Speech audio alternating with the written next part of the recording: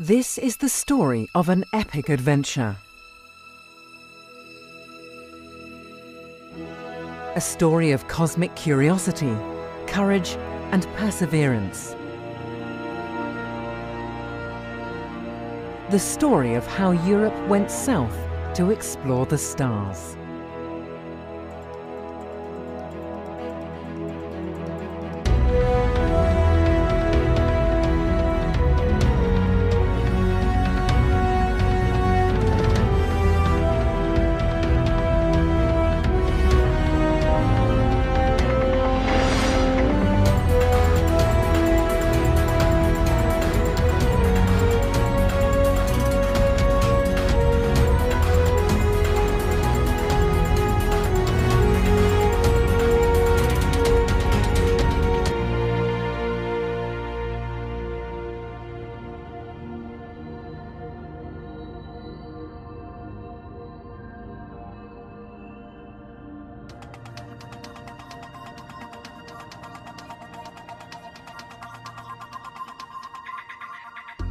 Welcome to ESO, the European Southern Observatory. 50 years old, but more vital than ever.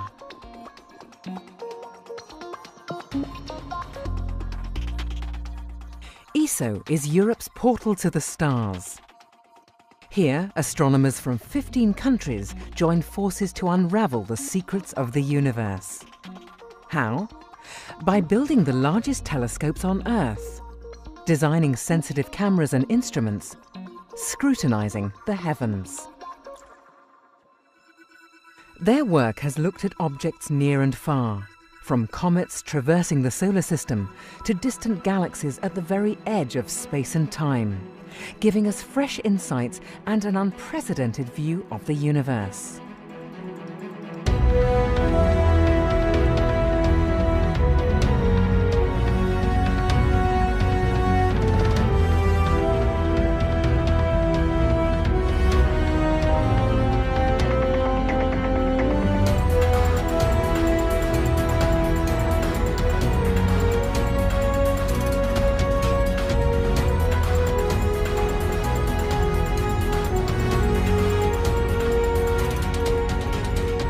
A universe of deep mysteries and hidden secrets, and staggering beauty. From remote mountaintops in Chile, European astronomers are reaching for the stars. But why Chile? What made the astronomers go south? The European Southern Observatory has its headquarters in Garching, Germany. But from Europe, only part of the sky can be seen. To fill in the gaps, you have to travel south.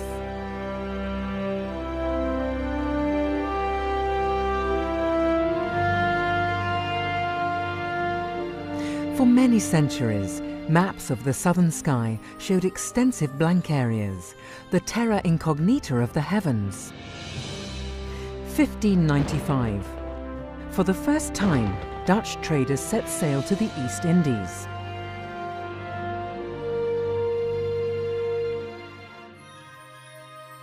At night, navigators Peter Kaiser and Friedrich de Houtman measured the positions of more than 130 stars in the southern sky.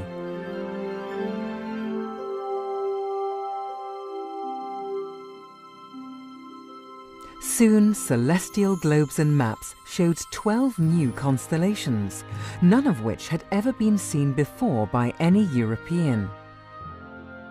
The British were the first to construct a permanent astronomical outpost in the Southern Hemisphere. The Royal Observatory at the Cape of Good Hope was founded in 1820. Not much later, John Herschel built his own private observatory close to South Africa's famous Table Mountain. What a view! Dark skies, bright clusters, and star clouds high overhead. Little wonder that Harvard, Yale, and Leiden observatories followed suit with their own southern stations. But the exploration of the southern sky still took lots of courage, passion, and perseverance.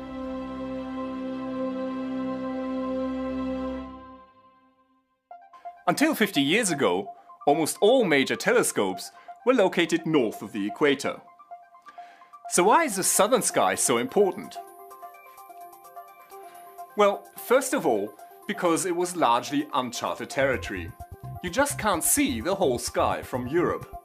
A prominent example is the center of the Milky Way, our home galaxy. It can hardly be seen from the northern hemisphere, but from the south it passes high overhead. And then there are the Magellanic Clouds, two small companion galaxies to the Milky Way. Invisible from the north, but very conspicuous if you're south of the equator. And then finally, European astronomers were hindered by light pollution and poor weather. Going south would solve most of their problems.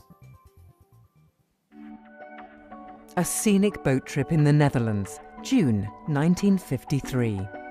It was here, on the IJsselmeer, that the German-American astronomer Walter Baade and the Dutch astronomer Jan Oort told colleagues about their plan for a European observatory in the southern hemisphere.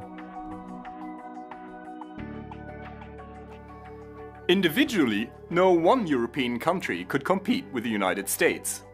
But together, they might. 7 months later, 12 astronomers from 6 countries gathered here, in the stately Senate room of Leiden University. They signed a statement expressing the desire to establish a European observatory in South Africa. This paved the way for the birth of ESO. But hang on, South Africa?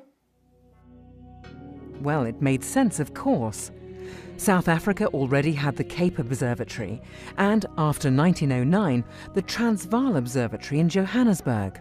Leiden Observatory had its own southern station in Hartbeespoort. In 1955, astronomers set up test equipment to find the best possible spot for a big telescope. Zeekoegat in the Great Karoo or Tafelkopje near Bloemfontein. But the weather was not all that favourable. Around 1960, the focus shifted to the rugged landscape of northern Chile. American astronomers were also planning their own Southern Hemisphere observatory here.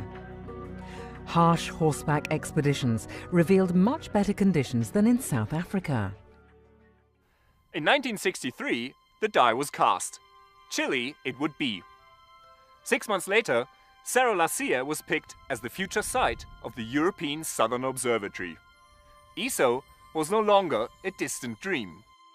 In the end, 5 European countries signed the ESO Convention on the 5th of October 1962, the official birthday of the European Southern Observatory.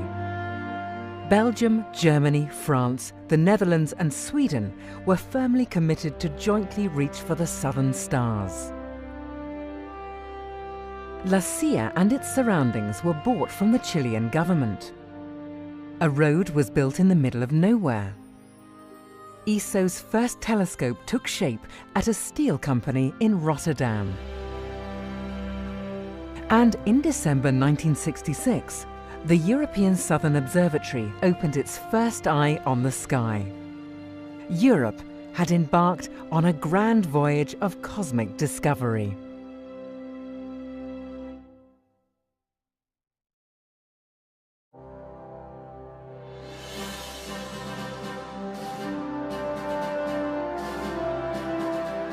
"167,000 years ago, a star exploded in a small galaxy orbiting the Milky Way. At the time of the distant explosion, Homo sapiens just started to roam the African savanna. But no one could have noticed the cosmic fireworks, as the blast of light had only just embarked on its long journey towards Earth. By the time light from the supernova had completed 98% of its journey, Greek philosophers had just started to think about the nature of the cosmos. Just before the light reached Earth, Galileo Galilei trained his first primitive telescopes on the heavens. And on the 24th of February 1987, when photons from the explosion finally rained down on our planet, astronomers were ready to observe the supernova in great detail. Supernova 1987A flared up in the southern sky, unobservable from Europe or the United States. But by this time, ESO had built its first big telescopes in Chile, providing astronomers with a front row seat to this cosmic spectacle. The telescope is, of course, the central tool that allows us to unravel the secrets of the universe. Telescopes collect far more light than the unaided human eye, so they reveal fainter stars and let us peer deeper into space. Like magnifying glasses, they also show finer detail. And when equipped with sensitive cameras and spectrographs, they provide us with a wealth of information about planets, stars, and galaxies.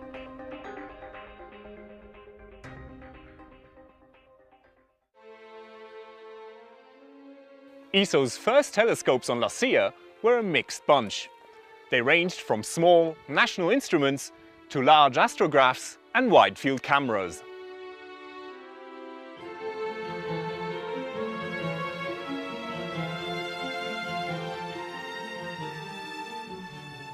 The 2.2-meter telescope, now almost 30 years old, is still producing some of the most dramatic views of the cosmos.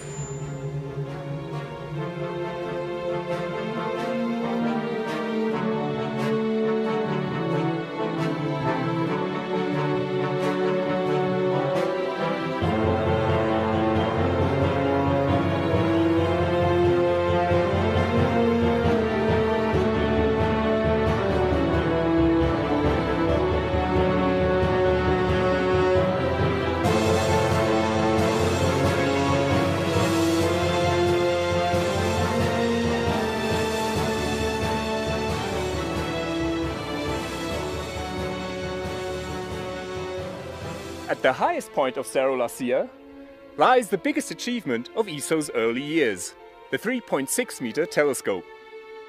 Aged 35, it now leads a second life as a planet hunter.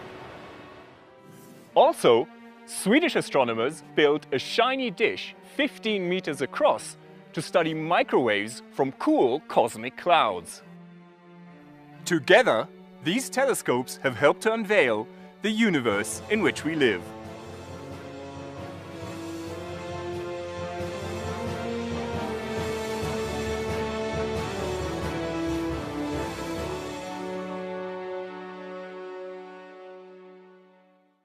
Earth is just one of 8 planets in the solar system.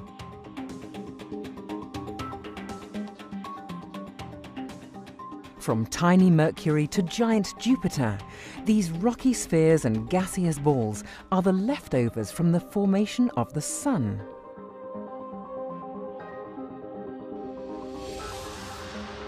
The Sun, in turn, is a middle-of-the-road star in the Milky Way galaxy.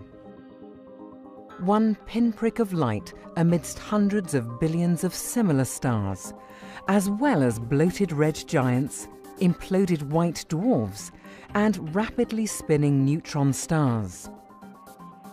The spiral arms of the Milky Way are sprinkled with glowing nebulae, spawning bright clusters of newborn stars, while old globular clusters slowly swarm about the galaxy.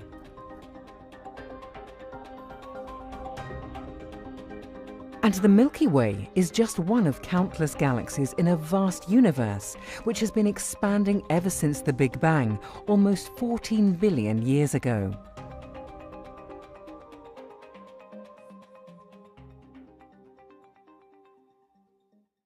Over the past 50 years, ESO has helped to uncover our place in the universe.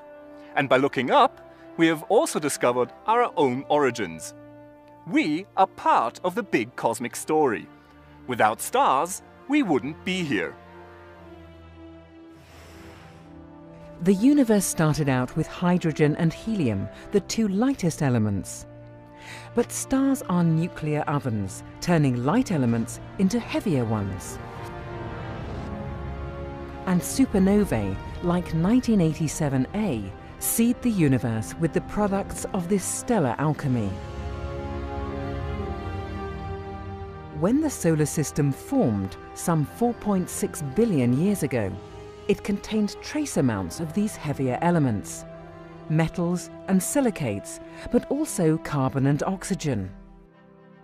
The carbon in our muscles, the iron in our blood, and the calcium in our bones were all forged in an earlier generation of stars. You and I were literally made in heaven. But answers always lead to new questions. The more we learn, the deeper the mysteries become. What is the origin and ultimate fate of galaxies? Are there other solar systems out there, and could there be life on alien worlds?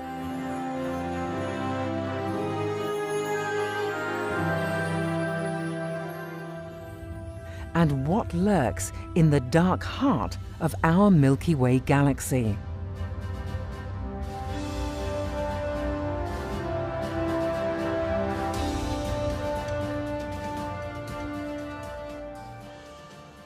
Astronomers were clearly in need of more powerful telescopes, and ESO provided them with revolutionary new tools.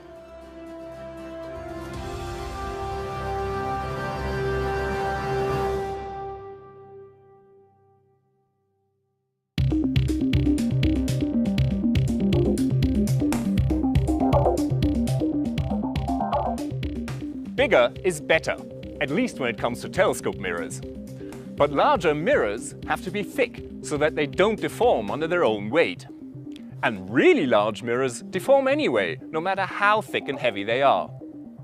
The solution? Thin, lightweight mirrors and a magic trick called active optics. ESO pioneered this technology in the late 1980s with the New Technology Telescope. And this is the state of the art. The mirrors of the Very Large Telescope, the VLT, are 8.2 meters across, but only 20 centimeters thick. And here's the magic. A computer-controlled support system ensures that the mirror keeps its desired shape at all times, to nanometer precision.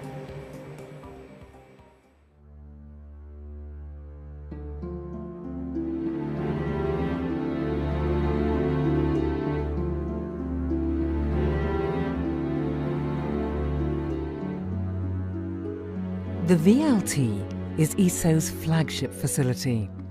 4 identical telescopes joining forces on top of Cerro Paranal in the north of Chile. Built in the late 1990s, they provided astronomers with the best available technologies.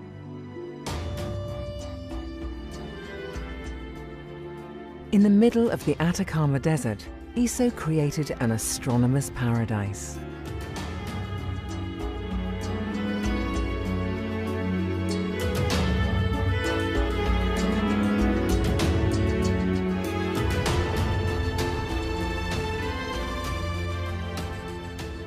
Scientists stay in La Residencia, a guest house partly buried under the dirt and rubble of one of the driest places on the planet. But inside are lush palm trees, a swimming pool, and delicious Chilean sweets.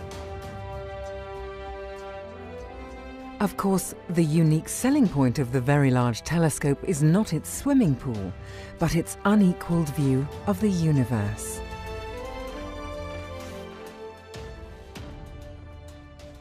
Without thin mirrors and active optics, the VLT wouldn't be possible. But there's more. Stars appear blurry, even when observed with the best and largest telescopes. The reason? The Earth's atmosphere distorts the images. Enter the second magic trick, adaptive optics. On Paranal, laser beams shoot out into the night sky to create artificial stars. Sensors use these stars to measure the atmospheric distortions, and hundreds of times per second, the image is corrected by computer-controlled deformable mirrors. And the end effect? As if the turbulent atmosphere were completely removed. Just look at the difference.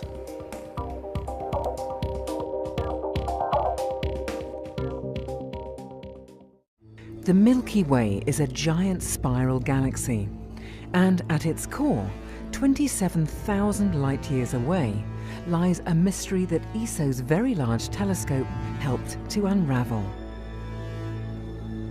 Massive dust clouds block our view of the Milky Way's core, but sensitive infrared cameras can peer through the dust and uncover what lies behind.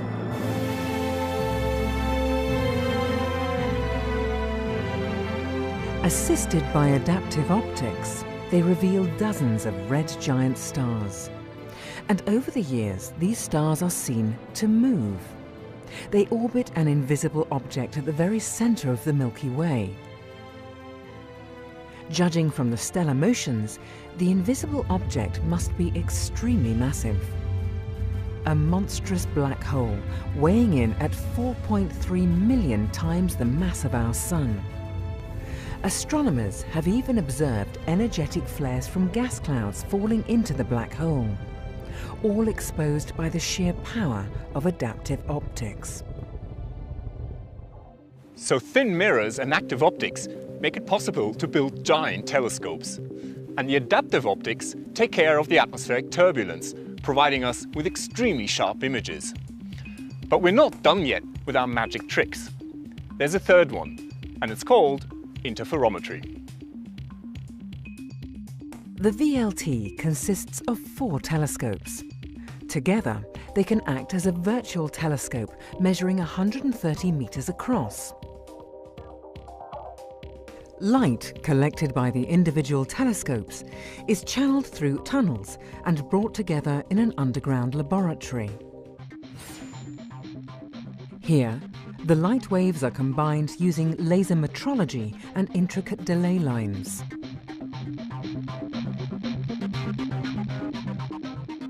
The net result is the light-gathering power of 4 8.2-meter mirrors and the eagle-eyed vision of an imaginary telescope as large as 50 tennis courts.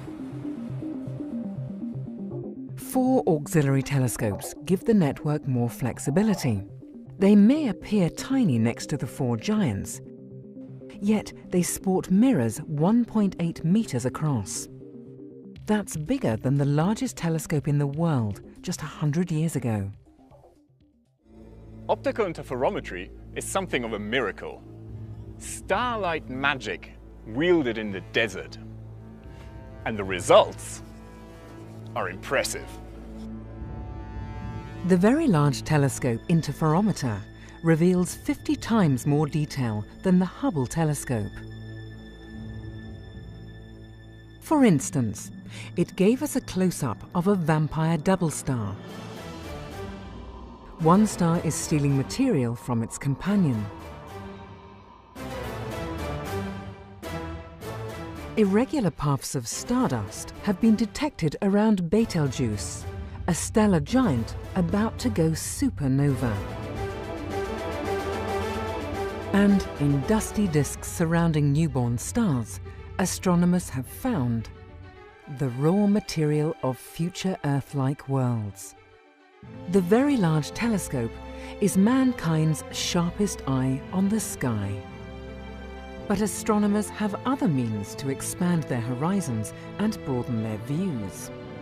At the European Southern Observatory, they have learned to see the universe in a completely different kind of light.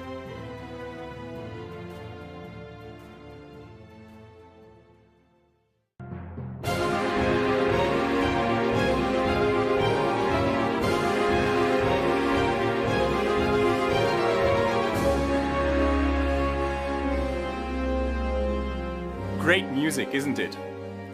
But suppose you had a hearing impairment. What if you couldn't hear the low frequencies? Or the high frequencies? Astronomers used to be in a similar situation. The human eye is only sensitive to a small part of all the radiation in the universe. We can't see light with wavelengths shorter than violet waves or longer than red waves. We just don't perceive the whole cosmic symphony. Infrared or heat radiation was first discovered by William Herschel in 1800. In a dark room, you can't see me. But put on infrared goggles and you can see my body warmth. Likewise, infrared telescopes reveal cosmic objects too cool to give off visible light, like dark clouds of gas and dust where stars and planets are born.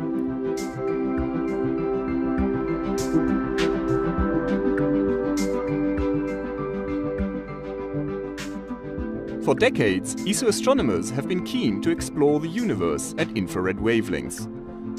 But the first detectors were small and hence inefficient. They gave us a blurry view of the infrared sky. Today's infrared cameras are huge and powerful. They're cooled to very low temperatures to increase their sensitivity. And ESO's Very Large Telescope is designed to make good use of them.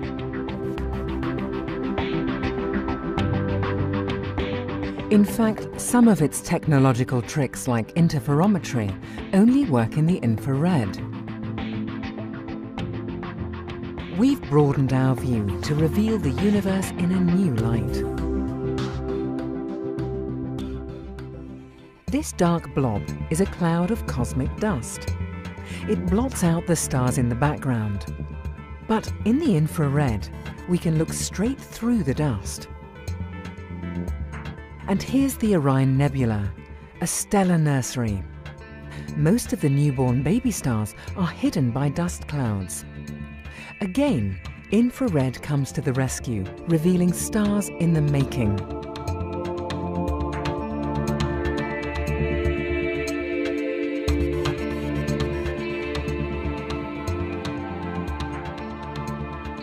At the end of their lives, stars blow out bubbles of gas, cosmic showpieces at optical wavelengths. But the infrared picture shows much more detail. Don't forget the stars and gas clouds captured by the monstrous black hole in the core of our Milky Way galaxy. Without infrared cameras, we would never see them. In other galaxies, infrared studies have revealed the true distribution of stars like our own Sun. The farthest galaxies are best studied in the infrared. Their light has been shifted to these long wavelengths by the expansion of the universe. Close to Paranal is a small mountain peak with an isolated building on top. Inside this building is the 4.1-meter Vista telescope. It was built in the United Kingdom, ESO's 10th member state.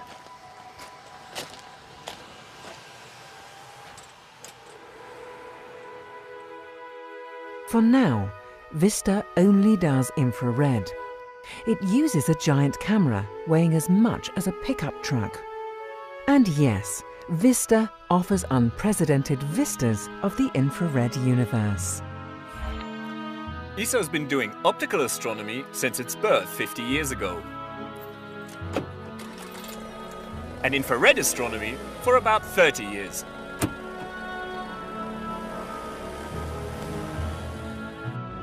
But there are more registers to the cosmic symphony. 5,000 meters above sea level, high in the Chilean Andes, is the Chajnantor Plateau. Astronomy doesn't go higher than this. Chajnantor is home to ALMA, the Atacama Large Millimeter Submillimeter Array. ALMA is still under construction, at a site that is so hostile that it's even hard to breathe. With just 10 of the 66 antennas in place, ALMA made its first observations in the autumn of 2011. Millimeter waves from space. To observe them, you need to be high and dry. Chajnantor is one of the best places in the world for this. Clouds of cold gas and dark dust become visible in a pair of colliding galaxies. This is not where stars are born, but where they are conceived. And these spiral waves in the outflow of a dying star, could they be due to an orbiting planet? By changing the way we look, we're closing in on the origins of planets, stars and galaxies, on the full symphony of the cosmos.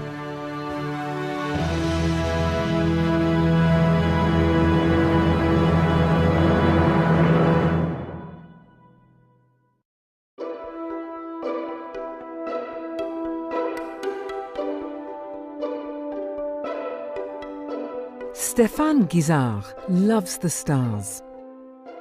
No wonder he loves northern Chile too. Here, the view of the universe is amongst the best in the world. And no wonder he loves the European Southern Observatory, Europe's eye on the sky. Stéphane is a prize-winning French photographer and author. He is also one of ESO's photo ambassadors.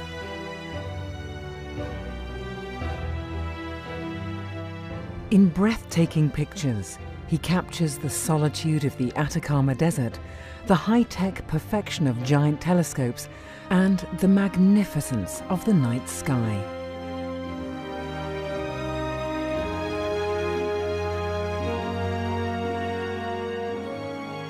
Like his fellow photo ambassadors from all over the world, Stéphane helps in spreading ESO's message. A message of curiosity, wonder and inspiration, proclaimed through cooperation and outreach. Cooperation has always been the basis of ESO's success. 50 years ago, the European Southern Observatory started out with 5 founding member states: Belgium, France, Germany, the Netherlands and Sweden. Soon, other European countries followed. Denmark in 1967, Italy and Switzerland in 1982, Portugal in 2001 and the United Kingdom in 2002. Over the past decade, Finland, Spain, the Czech Republic and Austria also joined Europe's largest astronomy organization. Most recently, Brazil became ESO's 15th member state and the first non-European country to join. Who knows what the future will bring? Together, the member states enable the best possible astronomical science at the world's largest observatories.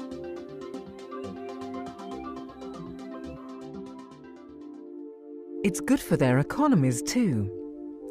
ESO closely cooperates with industry in both Europe and Chile.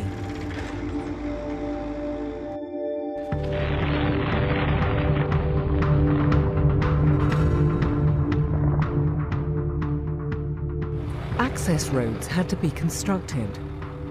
Mountaintops had to be leveled. The Italian industrial consortium AES built the main structure of the 4 VLT telescopes. Each telescope weighs in at some 430 tons. They also constructed the giant enclosures, each as high as a 10-story building. The German glass company Schott produced the delicate VLT mirrors, over 8 meters wide and just 20 centimeters thick. At Riosque in France, the mirrors were polished to a precision of a millionth of a millimeter before they made the long journey to Paranal.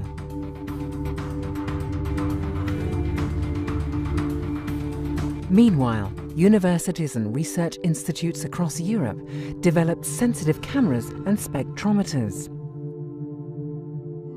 ESO's telescopes are built with taxpayers' money, your money, and so you can take part in the excitement.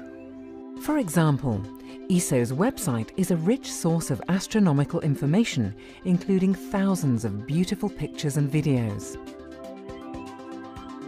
Also, ESO produces magazines, press releases and video documentaries, such as the one you're watching right now. And throughout the world, the European Southern Observatory contributes to exhibitions and science fairs.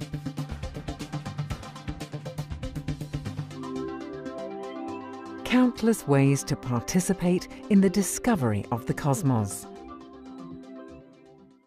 Did you know that the names of the 4 VLT telescopes were thought up by a young Chilean girl?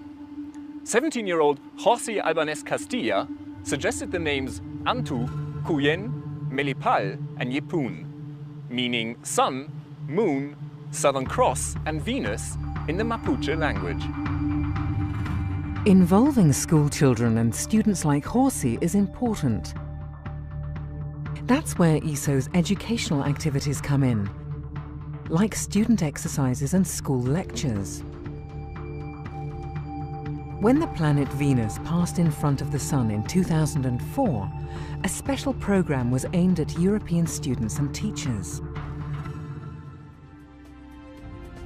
And in 2009, during the International Year of Astronomy, ESO reached millions of school children and students all over the world.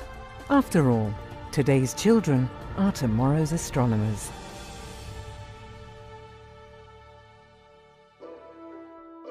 But in terms of outreach, nothing beats the universe itself.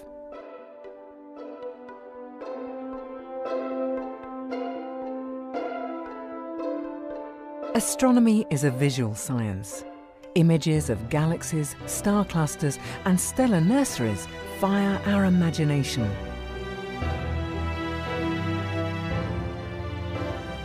When not doing science, ESO's telescopes are sometimes used for the Cosmic Gems program, taking pictures just for the purpose of education and public outreach.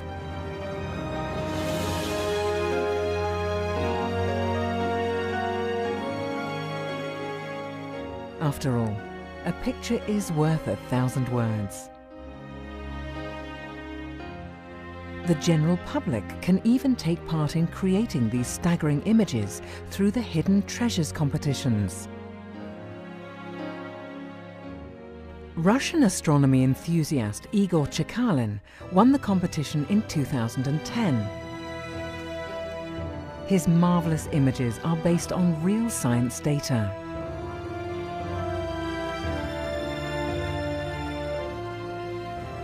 Member states, industry and universities.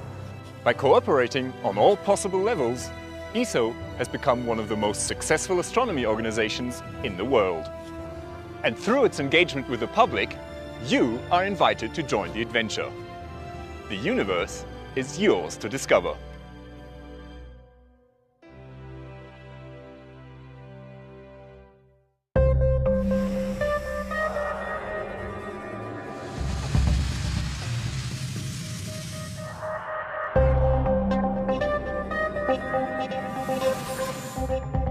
For half a century, the European Southern Observatory has showcased the splendor of the universe.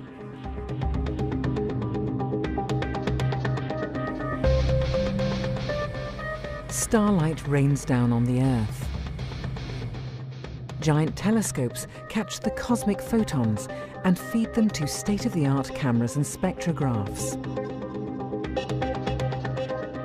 Today's astronomical images are very different from those of the 1960s. When ESO began back in 1962, astronomers used large photographic glass plates. Not very sensitive, imprecise, and hard to handle.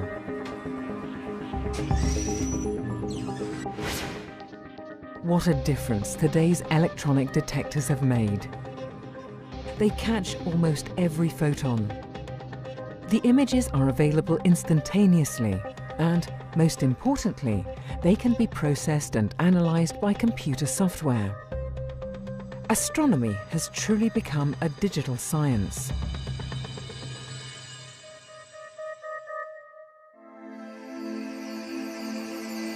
ESO telescopes use some of the largest and most sensitive detectors in the world. The Vista camera has no less than 16 of them, for a total of 67 million pixels. This huge instrument catches infrared light from cosmic dust clouds, newborn stars, and distant galaxies.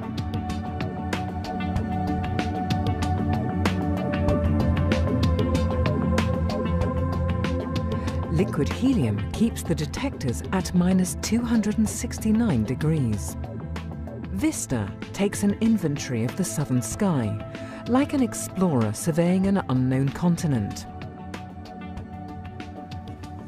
The VLT survey telescope is another discovery machine, but this one works at visible wavelengths.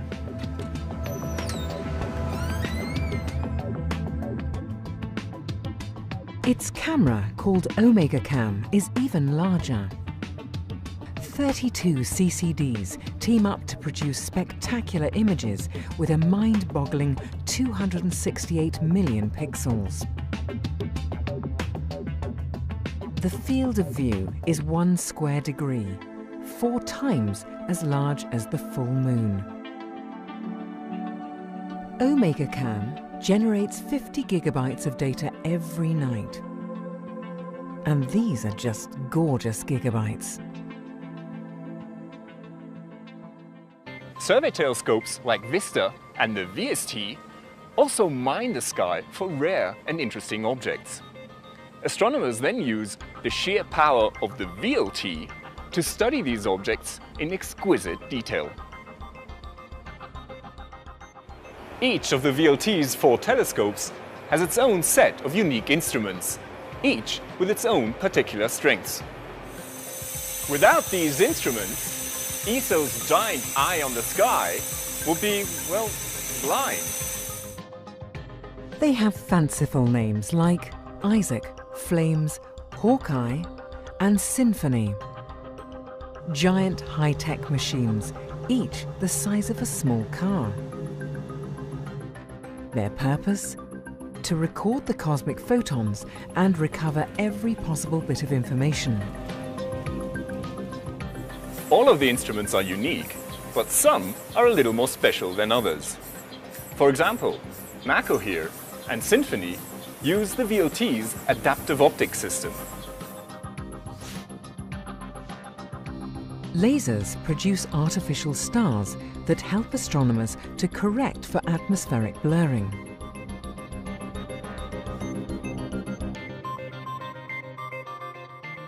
NACO's images are as sharp as if they were taken from outer space. And then there's MIDI and AMBER, 2 interferometric instruments. Here, light waves from 2 or more telescopes are brought together as if they were captured by one giant single mirror. The result?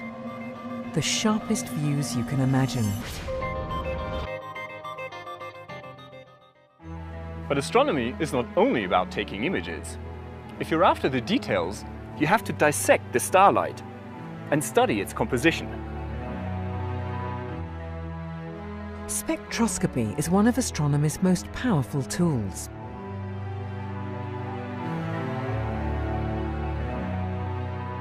No wonder ESO boasts some of the world's most advanced spectrographs, like the powerful X-shooter. Images carry more beauty, but spectra reveal more information.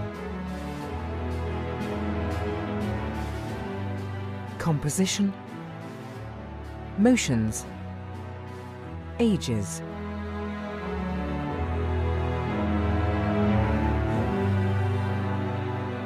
The atmospheres of exoplanets orbiting distant stars. Or newborn galaxies at the edge of the observable universe. Without spectroscopy, we would just be explorers staring at a beautiful landscape. With spectroscopy, we learn about the landscape's topography, geology, evolution, and composition.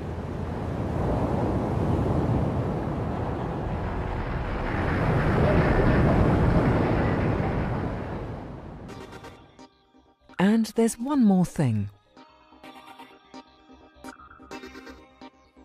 Despite its serene beauty, the universe is a violent place. Things go bump in the night, and astronomers want to catch each and every event. Massive stars end their lives in titanic supernova explosions.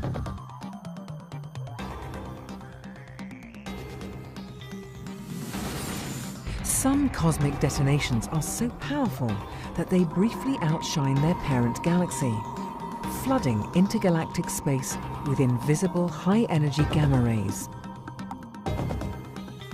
Small robotic telescopes respond to automatic alerts from satellites.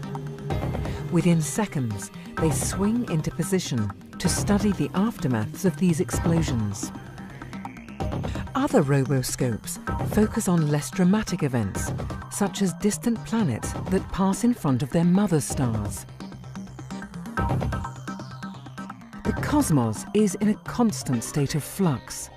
ESO tries not to miss a single heartbeat.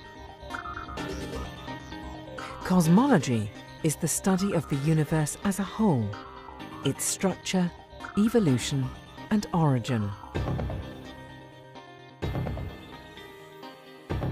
Here, catching as much light as possible is of the essence.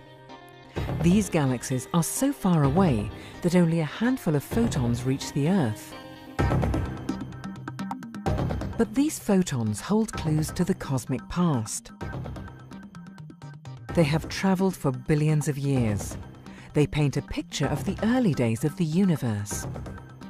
That's why big telescopes and sensitive detectors are so important.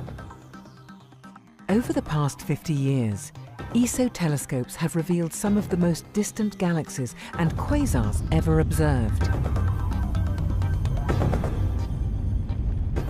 They even helped to uncover the distribution of dark matter, the nature of which is still a mystery.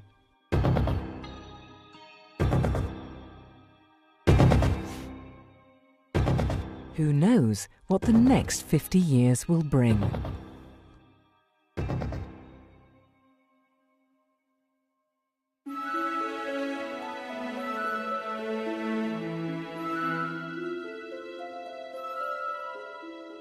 Have you ever wondered about life in the universe? Inhabited planets orbiting distant stars? Well, astronomers have for centuries. After all, with so many galaxies and each with so many stars, how could the Earth be unique?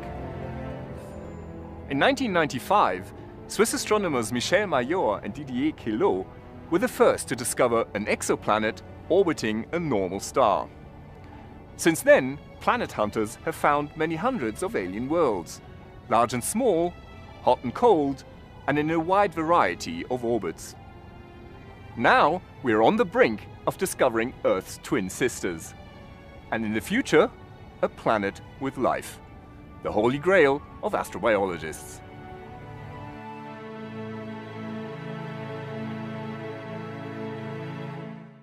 The European Southern Observatory plays an important role in the search for exoplanets. Michel Mayor's team found hundreds of them from Cerro Lucia, ESO's first Chilean foothold. Here's the corally spectrograph mounted on the Swiss Leonhard Euler telescope. It measures the tiny wobbles of stars caused by the gravity of orbiting planets. ESO's venerable 3.6-meter telescope is also hunting for exoplanets. The HARP spectrograph is the most accurate in the world. So far, it's discovered more than 150 planets.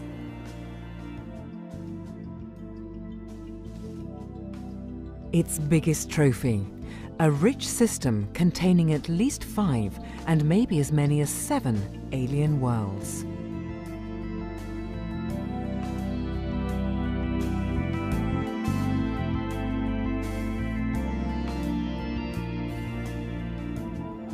But there are other ways to find exoplanets.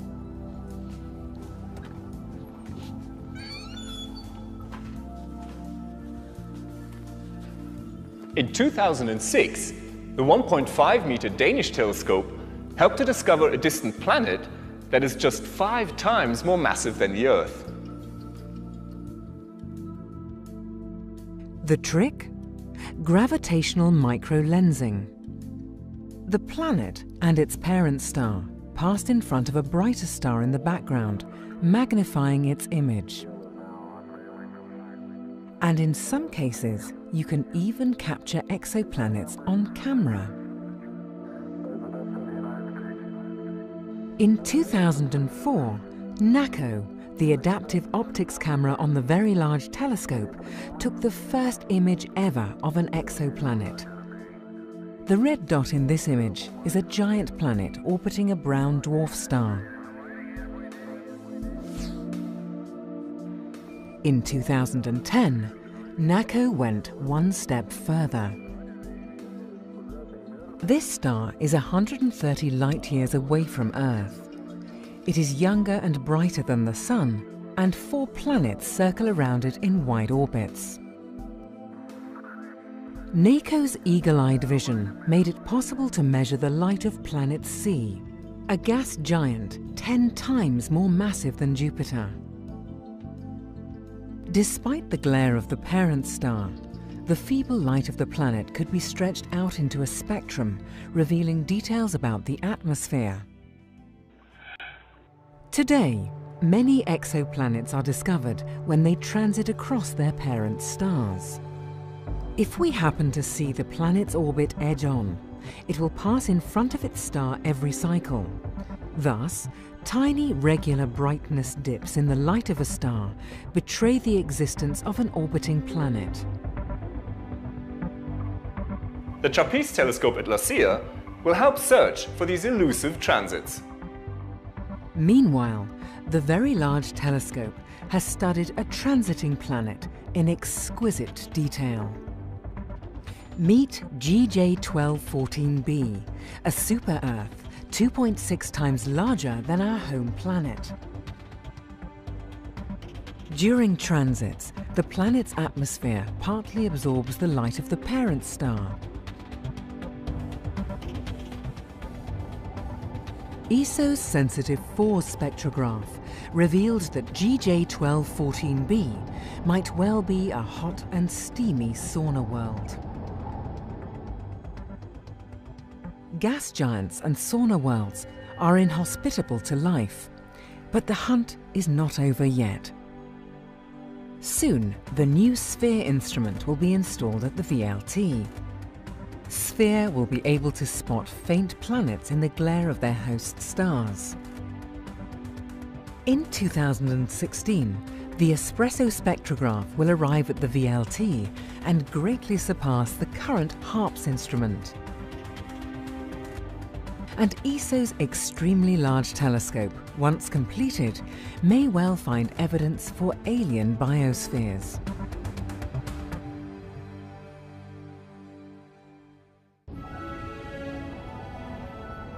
On Earth, life is abundant. Northern Chile offers its share of condors, vicuñas, vizcachas, and giant cacti.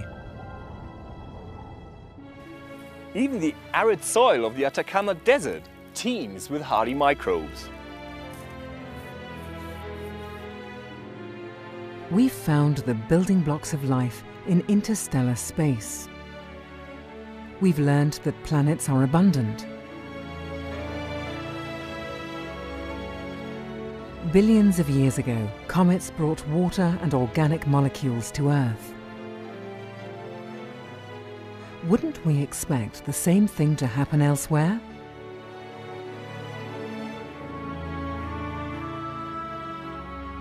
Or are we alone? It's the biggest question ever.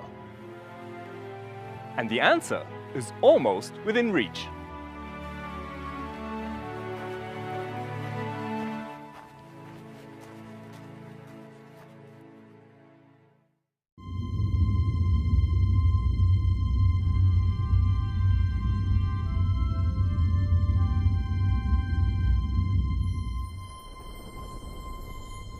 Astronomy is big science.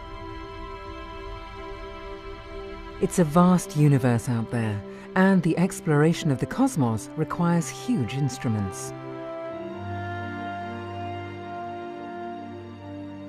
This is the 5-meter Hale reflector on Paloma Mountain. When the European Southern Observatory came into being 50 years ago, it was the largest telescope in the world. ESO's Very Large Telescope at Cerro Paranal is the state of the art now. As the most powerful observatory in history, it has revealed the full splendor of the universe in which we live. But astronomers have set their sights on even bigger instruments, and ESO is realizing their dreams.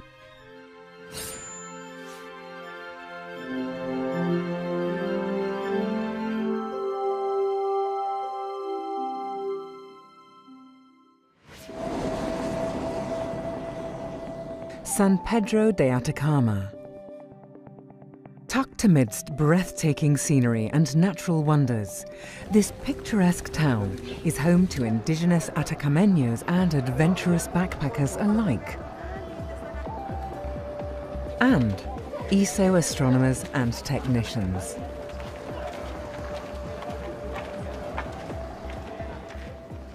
Not far from San Pedro, ESO's first dream machine is taking shape. It's called ALMA, the Atacama Large Millimeter Submillimeter Array. ALMA is a joint project of Europe, North America and East Asia.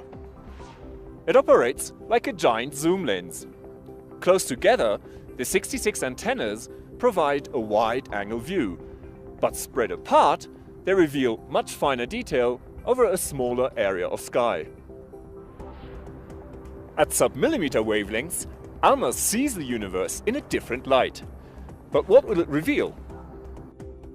The birth of the very first galaxies in the universe in the wake of the Big Bang. Cold and dusty clouds of molecular gas, the stellar nurseries where new suns and planets are born. And the chemistry of the cosmos.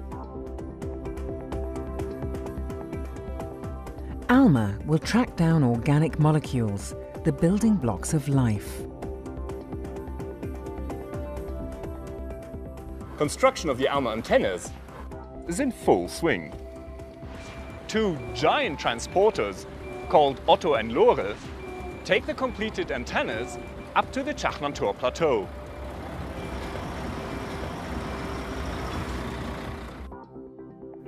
At 5,000 meters above sea level, the array provides an unprecedented view of the microwave universe.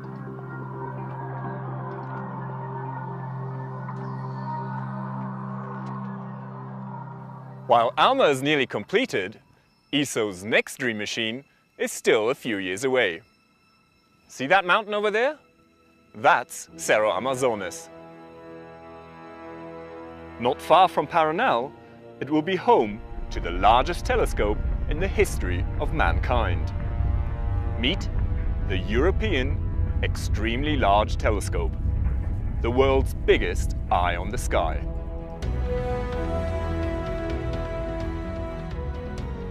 Sporting a mirror almost 40 meters across, the EELT simply dwarfs every telescope that preceded it. Almost 800 computer-controlled mirror segments. Complex optics to provide the sharpest possible images. A dome as tall as a church steeple.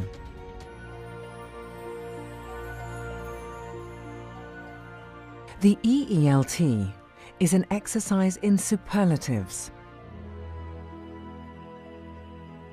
But the real wonder, of course, is in the universe out there.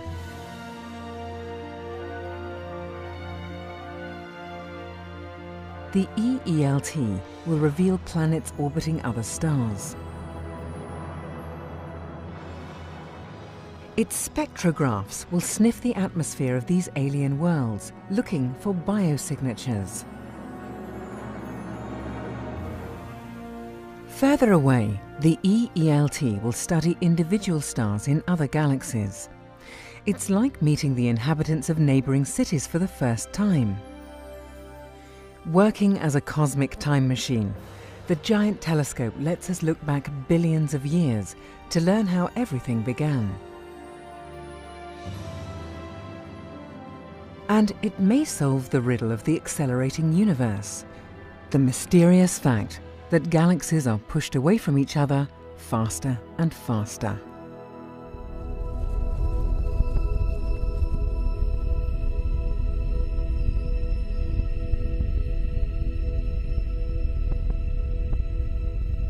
Astronomy is big science, and it's a science of big mysteries. Is there life beyond Earth? What's the origin of the universe? ESO's new monster telescope will help in our quest to understand. We're not there yet, but it won't take long. So what's next? Well, no one knows, but ESO is ready for the adventure.